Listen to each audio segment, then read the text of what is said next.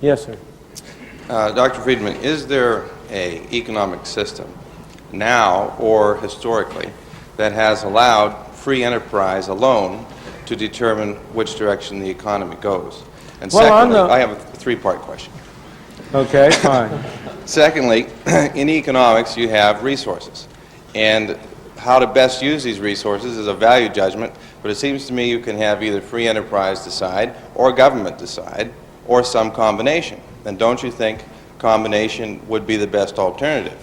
And thirdly, if I can remember it, isn't there some benefit to having the government steal our money, which is what they do effectively? They'll hold a gun to our head and say, pay us 40% of your income or go to jail. They take this money and they give it mostly to government employees. Well, the government employees spend it. The marginal propensity to consume is pretty high. So the people who were robbed have to do something creative to get the money back. And isn't this creative activity the real wealth? Well, I take it that they would have to be still more creative if 98% were being spent by the government.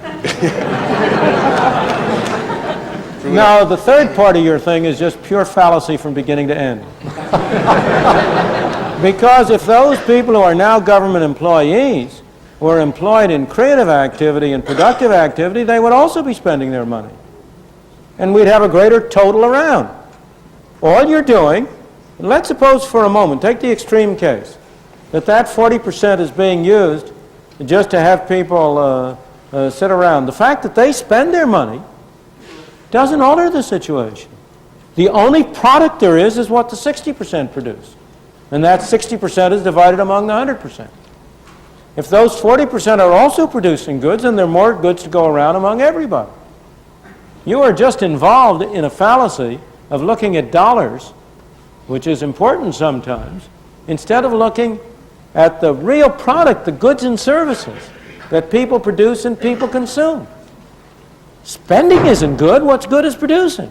What we want to have is more goods and services. And as I say, the obvious indication that that's clear is that if your logic were right, it would apply it for 50%, 60%, 70, 90, 98, 100%. And obviously you would see that that would be a bunch of nonsense at that stage. It is desirable to have some money spent by government for those things, those services that we believe we can get more usefully and more effectively through government. If people are getting their money's worth, fine. That's why it's very desirable to have governmental expenditures take place at as local a level as possible. Because you, as a citizen of a small community, can judge whether you're getting your money's worth. You can decide that you want to spend it. But when it comes to the federal government, you tend to think that you're spending somebody else's money. And you are in a way. But he's spending yours. All right, now let me go back to the first two items. Is there any example of a society in which the fundamental determination of the direction of activity was determined by free enterprise, by free competition? Of course. Most of history. Most of societies today. The government does have 40% of our income that it spends, but it wastes half of it. So that as a matter of effective matter, 80% of our resources are being determined by free enterprise now. And if I go back to the whole period of the 19th century, to the whole period of the great growth of the U.S., to Britain in the 19th century, the period when Britain emerged as a leader of the nation, at the height of Britain's power as a leading nation in the world, at the time of Queen Victoria's Jubilee, in 1899, I think it was, or something, celebrating the 50th anniversary, the Golden Jubilee of her reign, when Britain ruled the waves and had an empire on which the sun never set. Total government spending in Britain was 10% of the national income. So, of course, there have been many examples over time at which free enterprise has dominated and predominantly been the major source of determination. Today, it's true in Hong Kong and Taiwan, in many countries around the world. All right, now your second question is, does not the allocation of resources involve value judgments, and isn't it better to have that values judgment shared by government and the people? Who is government? What's government? Is that something other than you and me? Is that something than us operating through a different mechanism? Who can make value judgments? Only people. Resources don't make value judgments. Governments don't make value judgments. People make value judgments.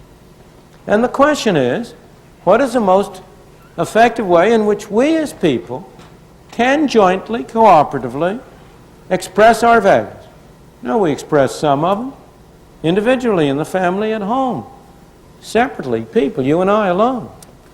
We express some of them by doing things for ourselves. We express some of them through voluntary groups, Boy Scouts, churches, charitable organizations. We express some of them through cooperation on a broader scale on a free market, through business enterprises that serve as intermediaries between people selling their productive services, producing products and selling the product. We express some of our values through doing things through government. And there's nothing wrong with doing that, provided we keep in control and don't let the government become the master instead of the servant.